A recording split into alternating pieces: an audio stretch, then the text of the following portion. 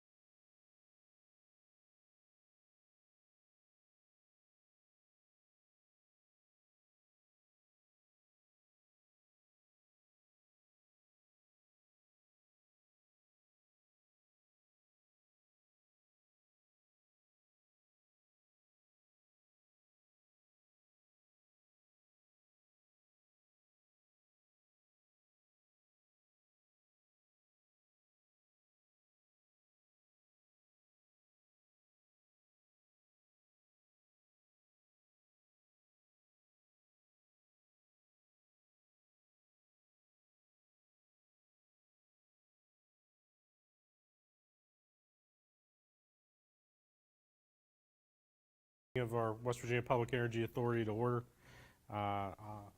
Determine there's a presence of quorum. Now an approval of minutes from our December 7th meeting. The minutes were distributed to the members. Does any members have any corrections or notes or anything on? Seeing none, I will, unanimous consent, we'll have the minutes approved. Seeing no objection, minutes will be approved.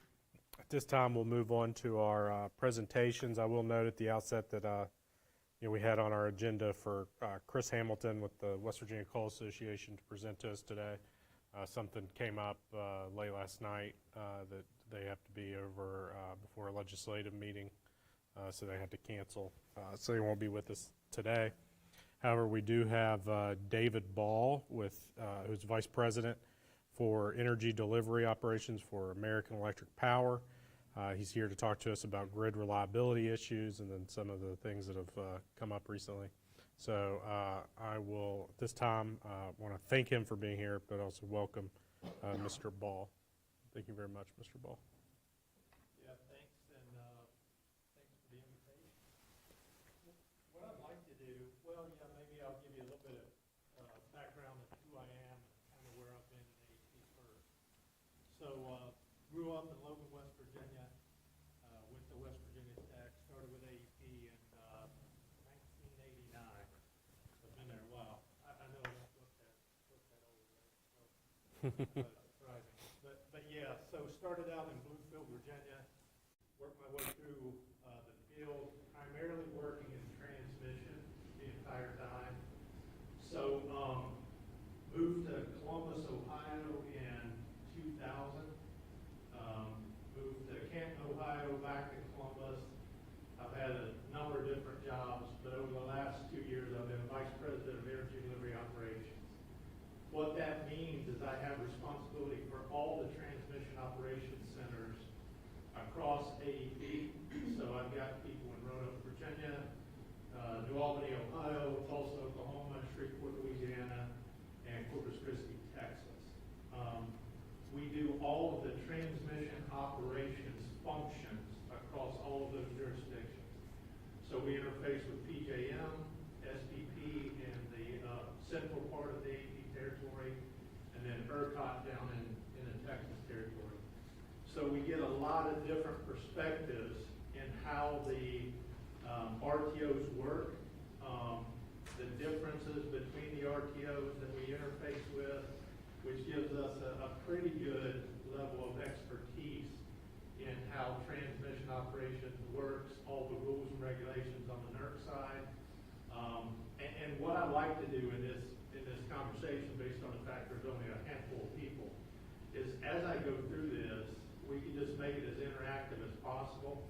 So if you've got questions, stop, ask me. I'll answer answer anything that I can answer, and maybe try to help you paint a little bit better picture on how the transmission operation functions work, and how that, why that matters for the generation fleet and connecting the generation to the load centers across AEP. Does that work? Yep.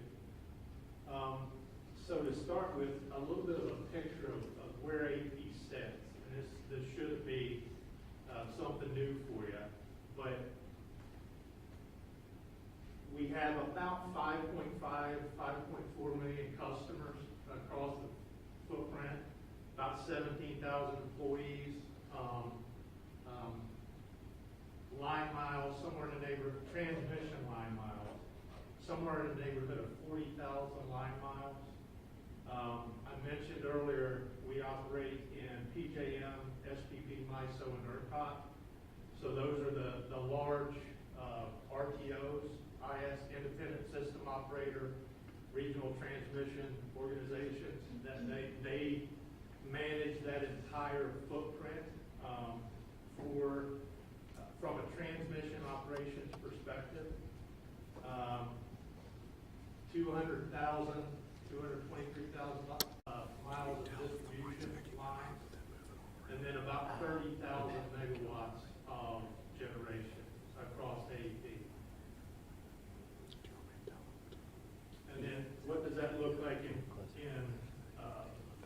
West Virginia?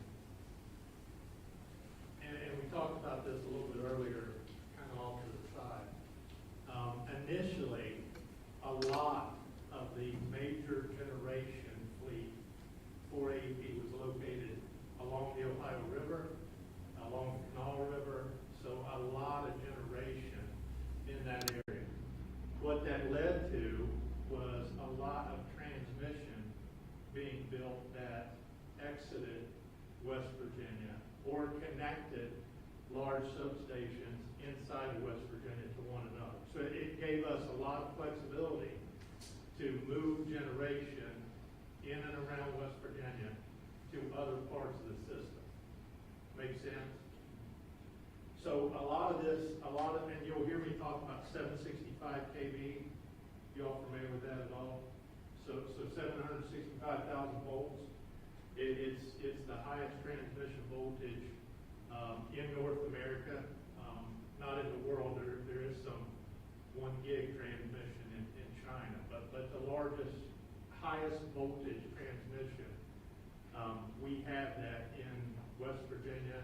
We operate it inside of AEP. Mr. Ball, I'm sorry. Yeah, go ahead. Sorry, Ron, I should have explained this to you before. We are streaming, Okay. and the microphone, just be cognizant of it. Okay. Farther away you get, folks can't hear you. All right. Just give me a signal if I'm too far away. Yeah, All right. So in that perspective, a lot of that transmission was built in the 50s, 60s, 70s. So what we've done over the last few years is made a significant investment to rebuild a lot of that transmission. So you've seen a lot of that happening probably in different projects inside of West Virginia, either rebuilding the transmission lines or rebuilding or adding transmission or distribution substations. And you can see on this slide, when this was put in place, there was maybe different technologies used to actually do the construction work, right? In the upper left-hand corner. A lot of that was put in place a long time ago. So you can see kind of what we've done from a life expectancy perspective and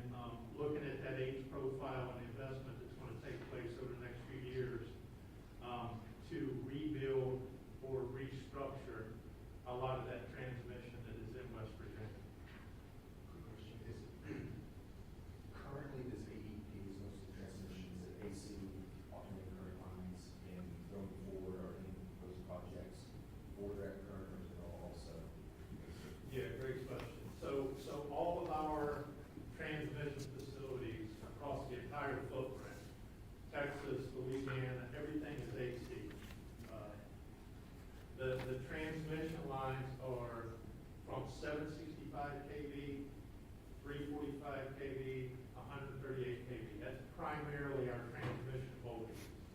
But all of that is AC voltage. Nothing that we have right now is DC. And you can kind of see here the relationship between the age of the facilities and the outages. Okay, so when you connect this to the winter storm and the performance in the winter storm, all of that investment is paying off from a transmission investment perspective, and that new transmission experiences fewer outages, and the transmission outages typically have a larger impact on the customers, but they also have an impact on moving the generation from where it is located to the load center, right? So if we have transmission outages, it might, in some cases, have an impact on a large plant maybe in West Virginia, and how that plant is able to stay online, or maybe it needs to be taken offline or ramped down to a lower output resulting from that transmission outage. So sometimes the transmission outages have direct impact on customers. Sometimes those transmission outages have a direct impact on generation and the ability to move generation from where it's located to the load center. This picture just gives you kind of an idea of the scope and scale of the transmission towers, and I'm sure you guys are familiar with that and have seen these across all of West Virginia, basically. So, with that all said, right, hopefully what that does, it sets the stage for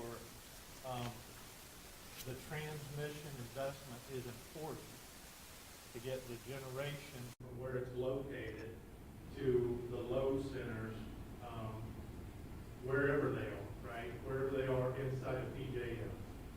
Make sense?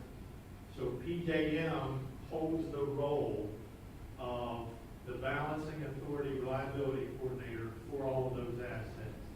What that means is they are responsible to make sure that they have an accurate load projection for the entire PJM footprint. And typically the way they'll do a load projection is a similar day in the past, and they'll look at that load, the actual load on that day, and that is what they'll use for the load projection for example, the 23rd, 24th, 25th of December 22, right? So they'll look at the past, similar temperature, similar load projection, and typically it works out to where it's pretty accurate, within a few megawatts of what the load is on that day. So that makes sense. So they're looking at the load projection, and then what they do is they match up the available stable generation that has bid into the market, and make sure that they have enough capacity to meet the load, and then they make sure they have enough reserve margin so that if generation trips off unanticipated, they still have online margin so that they can still meet that load without taking any outages of customers. Make sense? So that's the primary generation or PJM role as the balancing authority reliability coordinator. So what you can see here is what was going on the 23rd, 24th from a temperature perspective, and then what happened in the PJM footprint is that load on the 24th was actually higher than the load projection. So they missed the load projection, and then they also had generation trip offline inside that PJM footprint on the 24th as well. So load projection was lower than expected. Generation tripped offline. So what does that do to that reserve? It squeezes that reserve down to a much smaller margin than they thought that they needed or that they were required to have.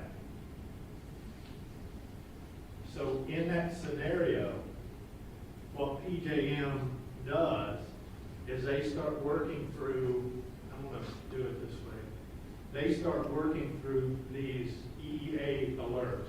These are all inside of NERC standards. They're well-defined roles and responsibilities for the reliability coordinator, for the balancing authority, and they are done or made in advance of an event occurring. So they see that the generation tripped off the line, they see that the load projection is short, so that what they start walking through is the EEA 1, EEA 2, and EEA 3 actions, which trigger alerts. So in that first step, what we started doing when we got to the EEA 1 level is we started putting as much of the transmission system back in service as we could, right, to make sure that all of the possible paths for the generation were available. They worked with any generation that may not have been online at the time to bring it online, okay? And in that scenario, the hope is that EEA 1 level avoids going to an EEA 2 or EEA 3 where you have to start reducing load on the load side of that equation, right? So what happened as it progressed through the day, is that load peak that was projected that they missed is typically at 6 o'clock in the evening. That load peak didn't actually happen until about 8 o'clock that evening. So they not only missed it on the total load projection, the peak was actually later than it typically is in the day. So what happened there is we had to move to the EA2 level.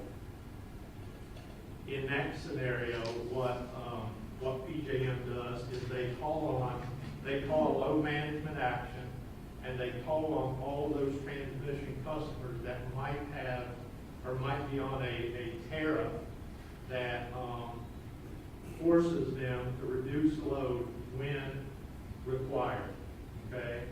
And in that scenario, they got enough load in the EA2 action so that we didn't have to do any load shedding in the PJM footprint.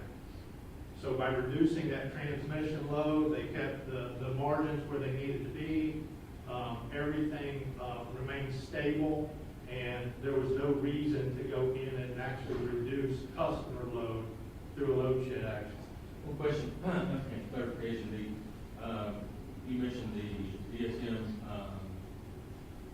request that PJM made to some of those customers. Some of those customers have signed on an agreement with PJM to do that, not with AEP, but with the PJM. Yeah, so great point. And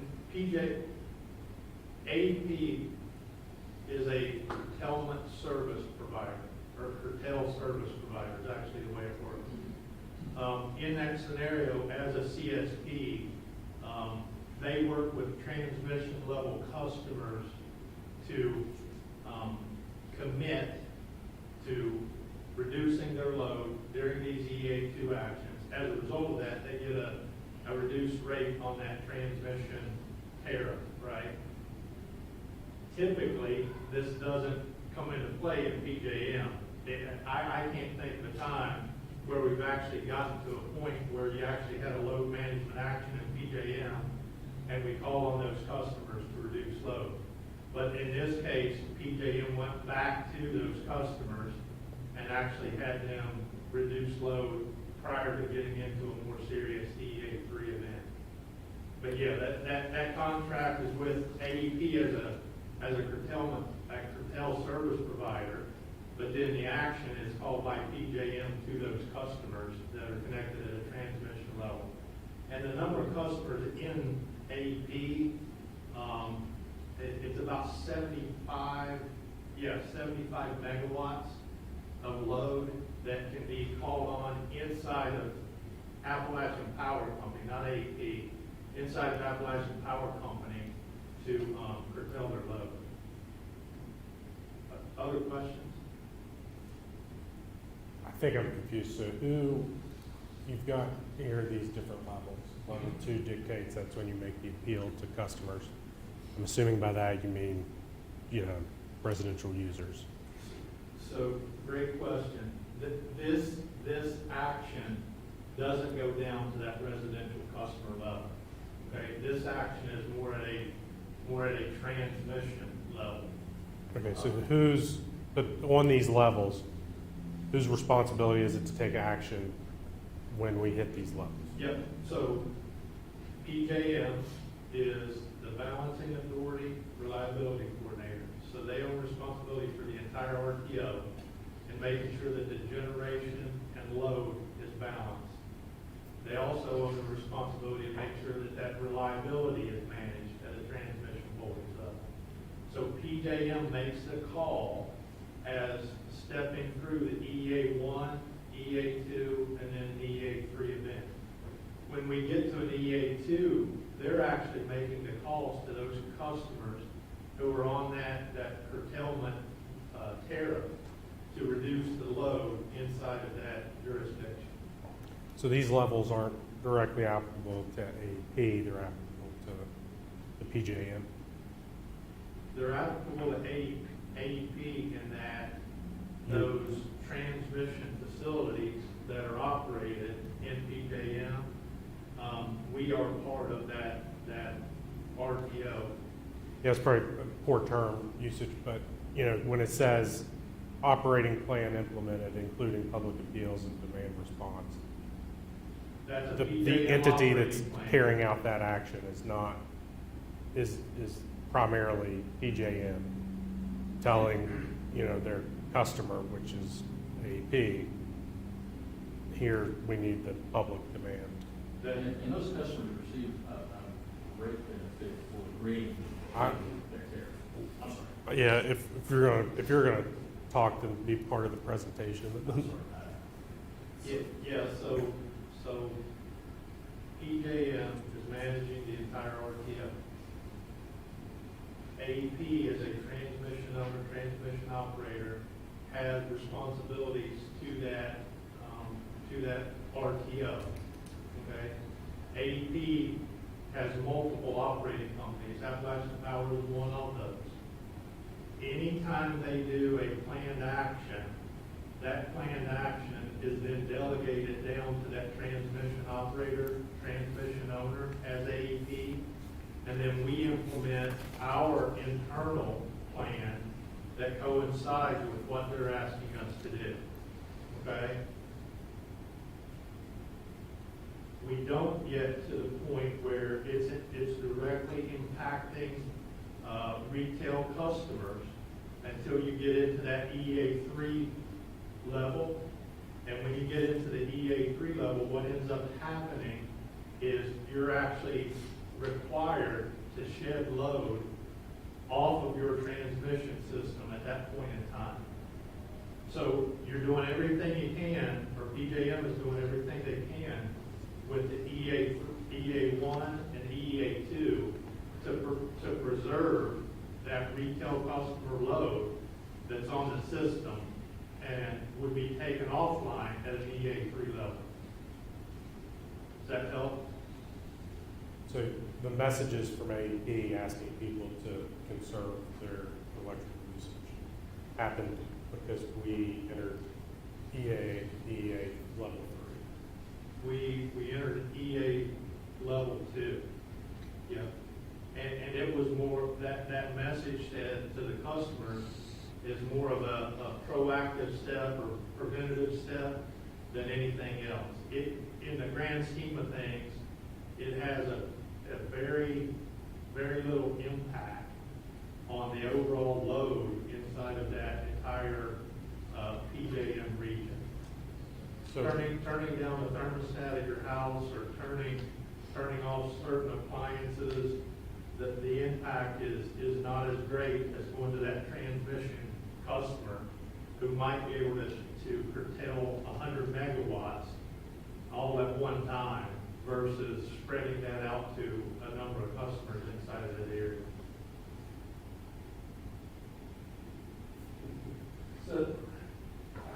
sounds like it's essentially, PJM did not elevate to level 3. That's right. Situation. That's right. However, I imagine in-house protocols, Mm-hmm. you all made the decision to avoid escalation to notify the users. That's right. And it helps, right? It helps. Any curtailment in these types of situations make a difference. But the biggest difference is made by working with those transmission connected customers that are on that rate for that load management action. What's an example of a transmission-connected customer? Inside of AEP, large steel plants, large aluminum plants, some munis, co-ops, a local utility that has, or a local entity that has their own utility that take a large service from AEP. Those are examples of large customers who are on that curtailment rate. So they were asked earlier on to cease operations? They were asked to go down to the load that they are committed to inside of that EA2 action. So they have a commitment that they've made. During these types of events, I can reduce 100 megawatts, or during these types of events, I can reduce 75 megawatts. So a large chunk they can reduce by maybe taking a line inside that plant offline, or taking a portion of the office building or something offline. They've got a ability to get down very quickly to a lower load down the transmission level. How long before, so that occurred, and then how long was it till you all made the public appeal to residential users to conserve their electricity? Pretty close to the same time frame. Yeah, pretty close to the same time frame. And it kind of can, hopefully this helps you connect the why, right? The entire thing is connected, and what you're trying to do is avoid getting into the EA3 where you shed load and you have rolling blackouts or brownouts. This community's out for 2 or 3 minutes. You put them back online. This community's out for 2 or 3 minutes. You put them back online. That's more what an EA3 looks like. Is it possible for you all to be able to tell, from data or whatever, the response you got from your transmission customers as opposed to the residential customer conservation? Yeah, we've got all the data, and we can get that back to you. But we've got all the data and how much, and PJM as well, but how much response they got from the EA2 calls that they made to those customers on that rate.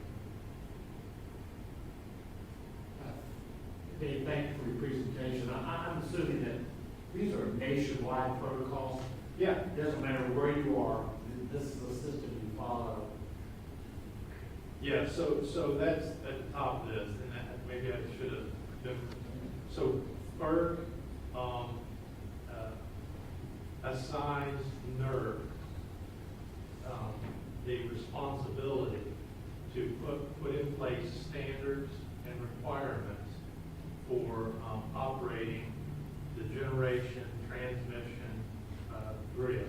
Okay, so what you're seeing here is part of a NERC EOP, it's Emergency Operating Procedure, it's a NERC standard, 011. And that standard actually lays out what these actions should look like in an RTO level. What does NERC stand for?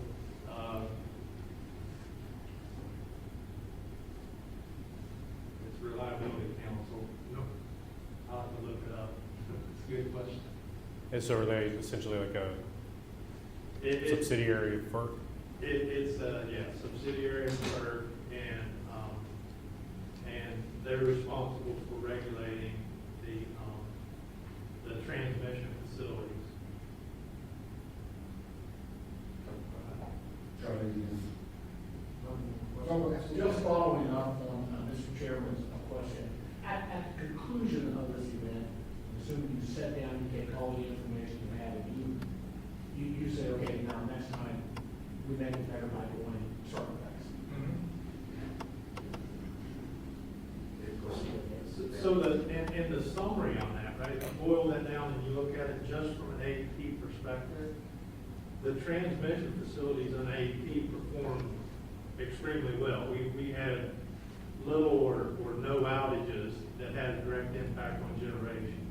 The generation fleet that AEP owns inside of PJM performed extremely well. The operations staff and how we interacted with PJM during this event performed extremely well. There was nothing that triggered a NERC violation or a self-report. So everything that went on and happened here from an AEP position was pretty near perfect, which is really what you want in these types of events. and that's what I was going to leave with that, was just so I understand, so these warnings were the result of a fairly proper forecast from PJM. Do you know if there were any other RTOs that had similar issues where these warnings were given out as worse because of failure to accurately project? Yeah, inside of AEP, on that, the 22nd, 23rd, we could see that this event was going to kind of come across our system, from ERCOT in Texas through SPP and in that central part of the United States into PJM. All of those areas are working on their projections. Each one of them was off a little bit, right? We didn't get to an EA2 in any of those jurisdictions except for PJM. So that's winter storm this past Christmas in 22, right? But there have been times in other jurisdictions where capacity deficiency driven events have gotten us all the way to an EA3, where we end up shedding load and have rolling blackouts, brownout type scenarios. And during this past winter, Duke, Carolina, ran into a situation where they had to get into an EA3 level. They had blackouts in and around Charlotte. They rotated outages. So these types of events, when you have generation trip offline or you significantly miss the load projection, these are the types of events that trigger that rolling blackout, brownout type scenario, which is an EA3. Do you have any idea? And so it wasn't a generation issue with AEP, it wasn't a transmission related issue with AEP. That's right. Do you have any insight into where those generation sources tripped off in PJM? Yeah, I don't have the details. We get that for you from PJM. We get that That would for be you. helpful. What discretion or decision-making authority does AEP have in regards to the EEA 1, 2, and 3? So we have our own internal tools that we're using, right, to evaluate the AEP system. We're working with PJM, but ultimately it is PJM's call when it comes to declaring an EA 1, 2, and 3 level event. They work with us extremely well. They trust our operators, but ultimately it is a PJM call. Last question, I think, much of a follow-up. Can you explain or any insight on how this response to the issue of generation is similar or different to the situation that occurred in Texas? Are there parallels or differences? And how close were we to overcoming the situation we had in Texas? It's exactly the same as what triggered the EA3s in Texas in winter of 2021. The difference is there was available stable generation that remained online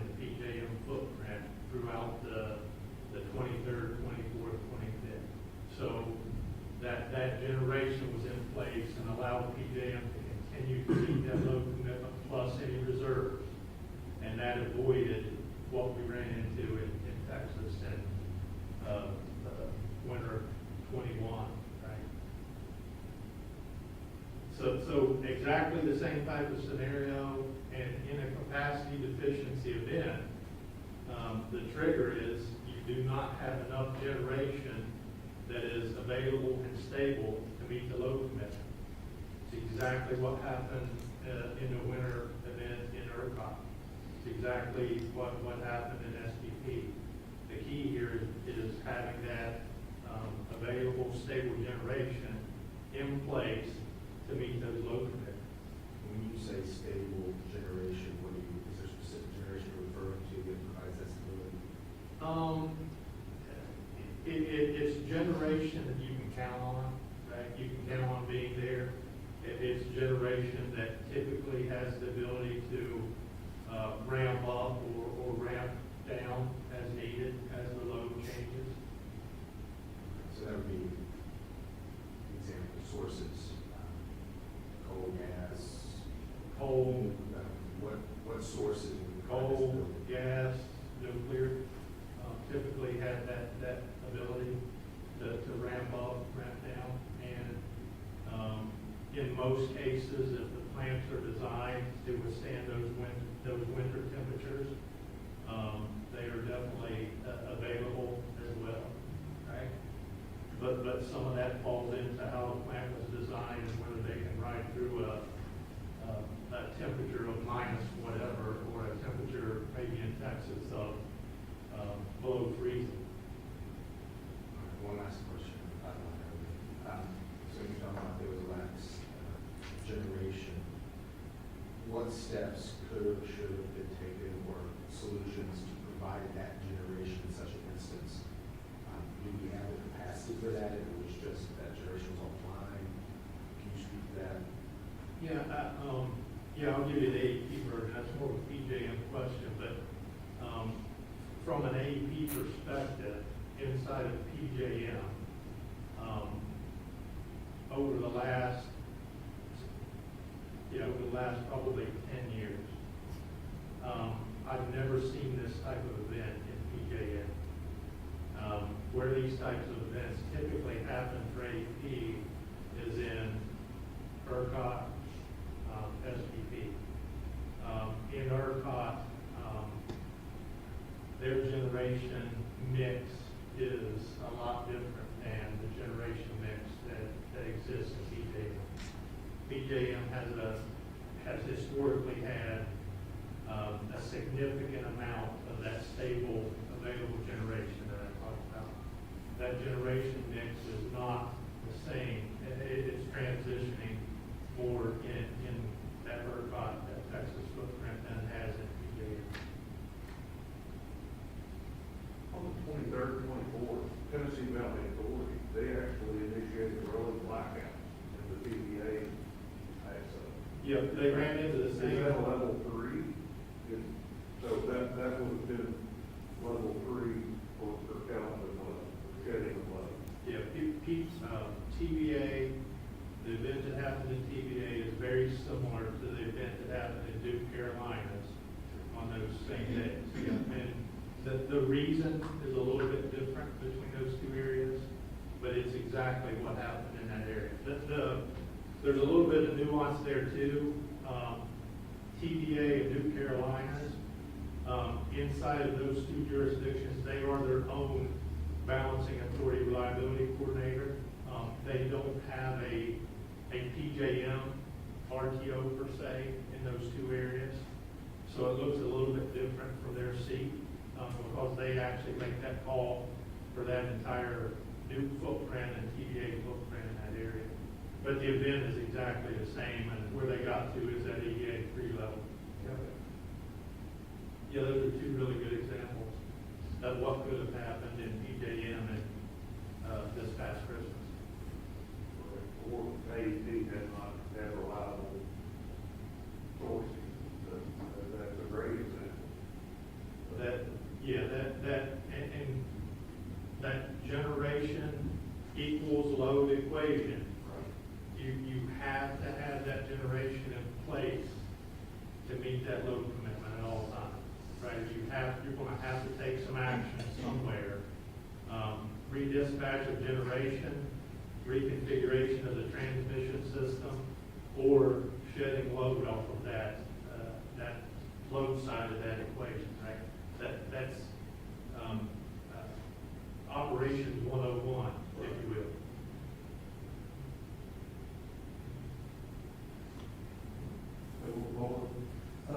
Given that, I guess what I'm taking from what you said here is the reliability of PJM that we experienced, what we're saying, is because of reliable fuel source, primarily fossil fuels and liquid capacity under PJM.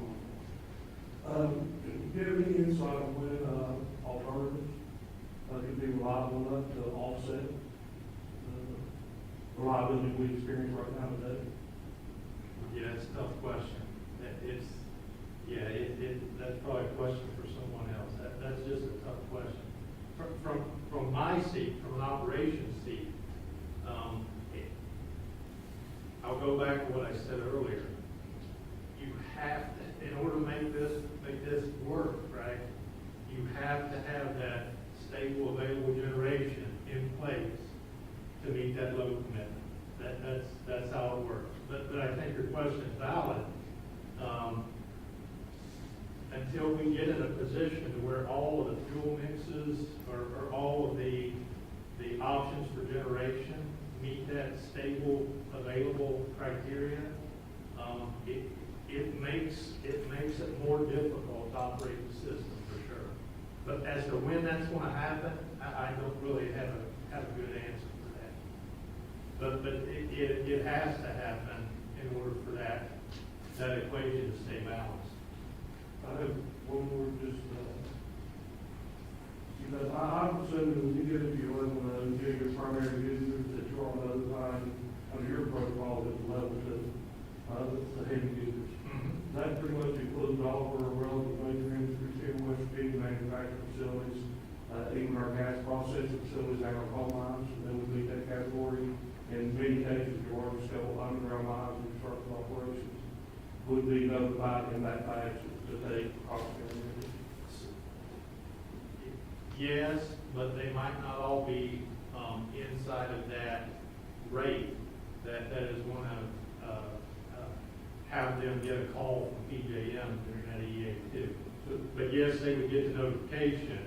They might not have a firm commitment to drop X number of megawatts based on that tariff that they're on. But that helps a lot. Yeah, Appreciate it. perfect. Would it be more applicable to, let's say, an Alcoa operation, Southern Indiana, where they can actually get, they would probably want to be one of the parties that would call for. Yeah, if they're on that rate, that's a great example of someone that would get that call. Yeah.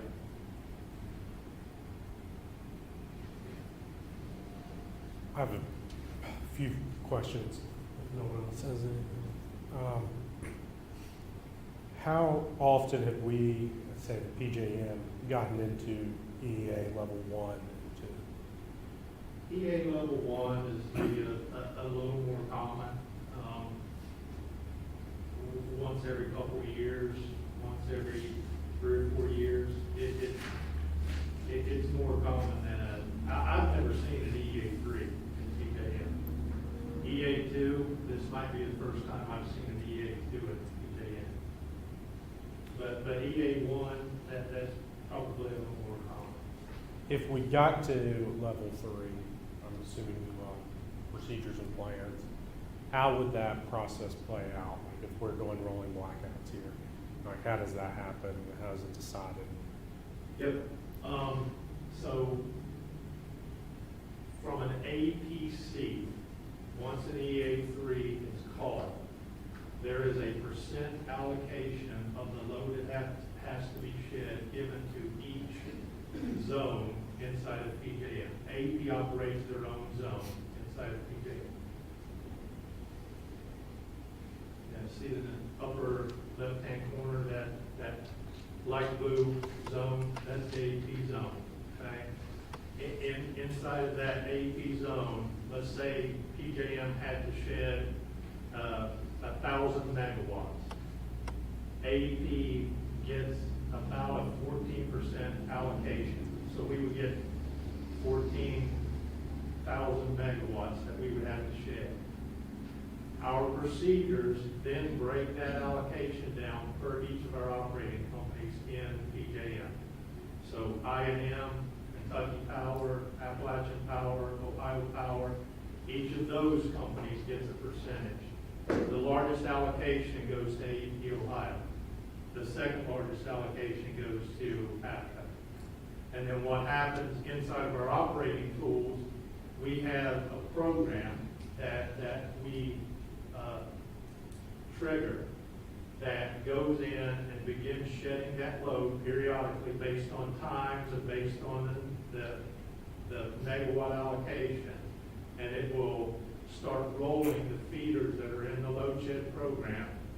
This feeder's off for 2 minutes, meeting that commitment. This feeder's off for 2 minutes, meeting that commitment. And you just roll through until the EEA3 is removed.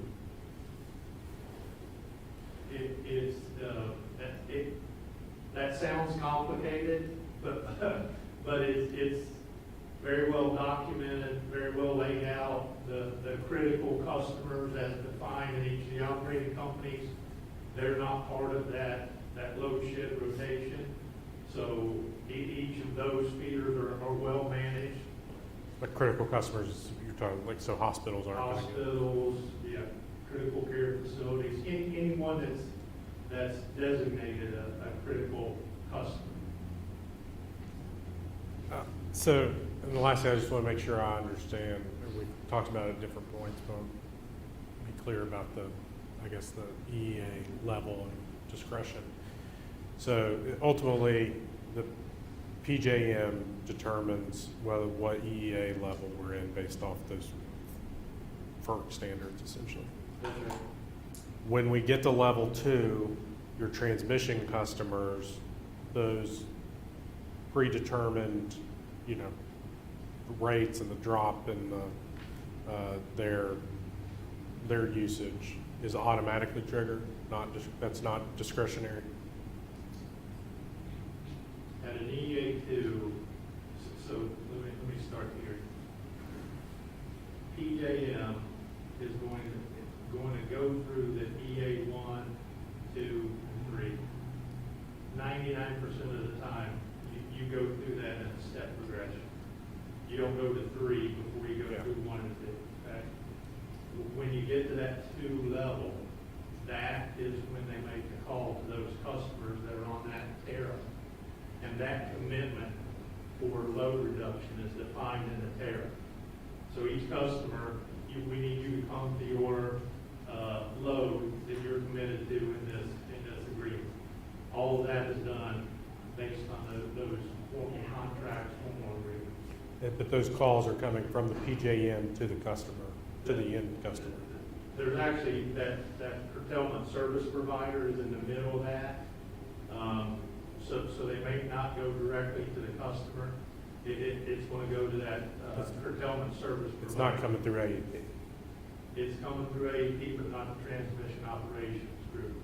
So there's a comm ops team in AEP that's a registered curtailment service provider. And then they manage those relationships with all of those major customers. Okay, so then the appeals to the public, the residential users, is that automatically triggered by level 2? It's not automatically triggered, but it happens in level 2. And that's managed back through each of the operating companies.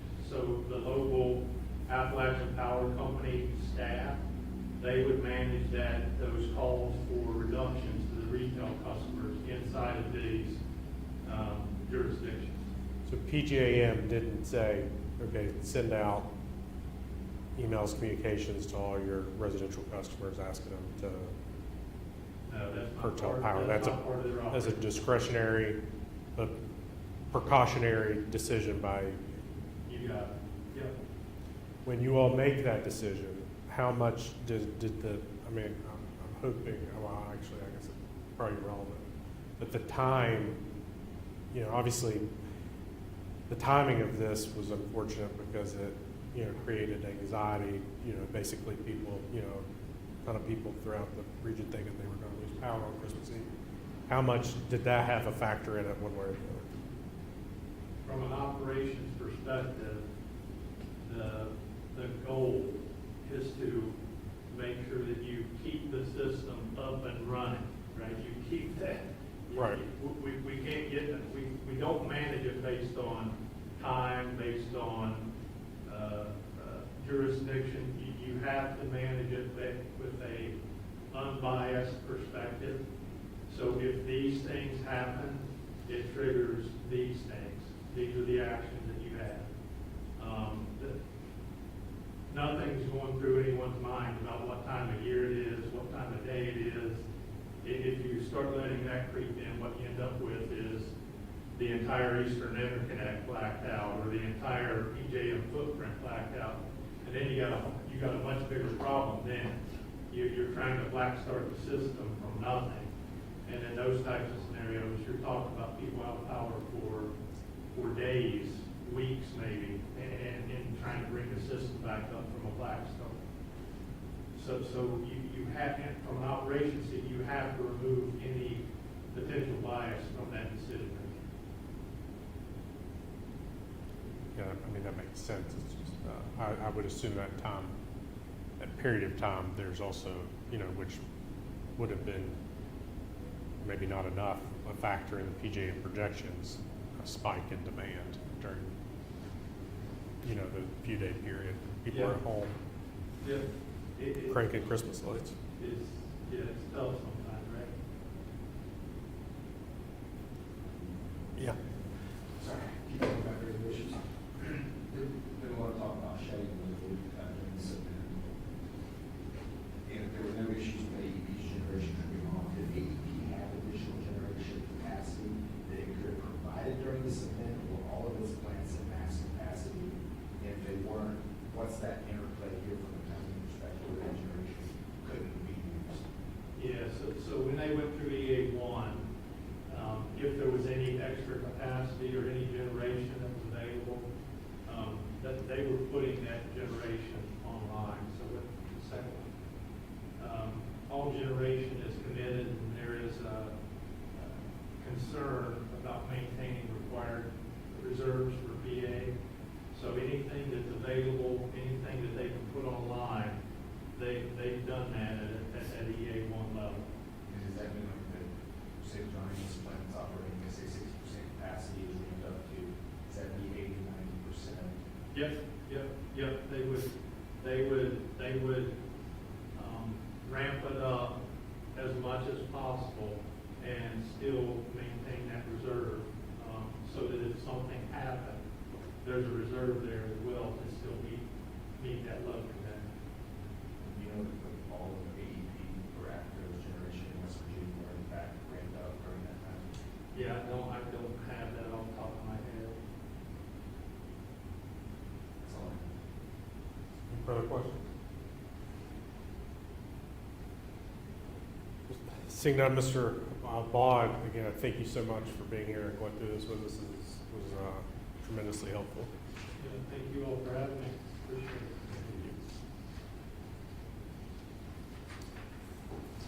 Well, now we'll move to our next item on our agenda, which is the approval of the Public Energy Authority logo.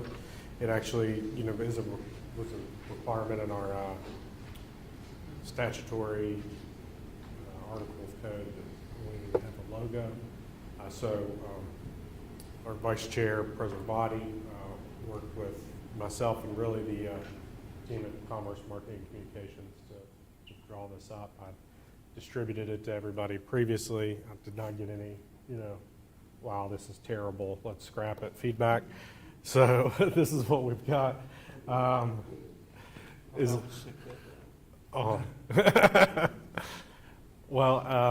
So unless there's any feedback or anybody wants to change it, then I would entertain a motion to adopt this as the official Public Energy Authority logo? Second. Second, all in favor, aye. All opposed, nay. Seeing none, this is now our logo. Wonderful. All right. Just feels weird to like formally adopt the logo. But, next item is a vice chairman report. Mr. Chairman, basically the item is logo for this meeting, so. Yeah, our vice chairman did work and research into this, and actually was the one to point out that we're, legally supposed to have one. So I'll thank him for that. Announcements. Any announcements? Actually, I did not look up what our next meeting date would be, but the 22nd. So as of now, our next meeting day would be February 22nd.